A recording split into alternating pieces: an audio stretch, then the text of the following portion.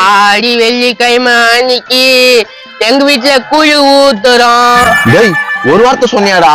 ஆனே போல நீ எங்க லீவ் கூட்டா? லீவ் கேட்டா கத்துற. சரி சரி ஒழுங்கா தோடி. என்னடா அந்த சீட்டு ஒஞ்ச மாதிரி இருக்குது?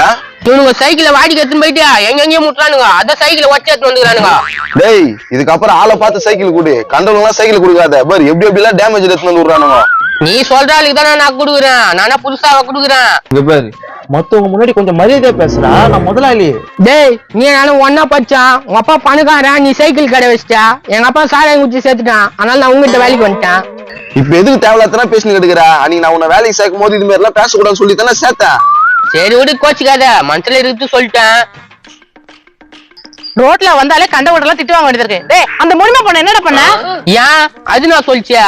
வீட்டாண்ட வந்து அவளை திட்டுறா. அதெல்லாம் ஒண்ணு இல்லப்போ, கடையில வந்து கத்தின்னு இருக்காத. டேய் ஏன்டா இது மாதிரி எல்லாம் பண்ணி கேட்டுக்கிறா?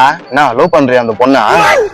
நான் சொக போத்துற பத்தியா நீ முதலாளியா இருக்கிற, நான் தொழிலாளியா இருக்கிறேன்னு தான் பாக்குறேன். தம்பி இவன் அப்பா குடிச்சு குடிச்சு போய் சேர்ந்துட்டான். இதாவது ஒழுங்கா இருக்குன்னு பார்த்தா இதுவும் இப்படி பண்ணிட்டு கிடக்குதுப்பா.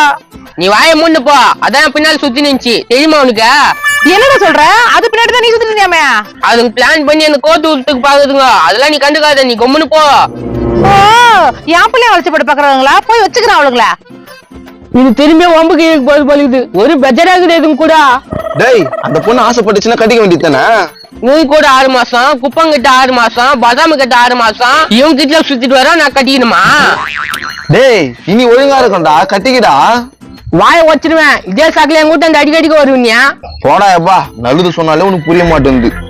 மறக்காம இந்த வீடியோவை ஃபுல்லா பாருங்க. கீழே ஸ்கிரீன்ல கிளிக் பண்ணி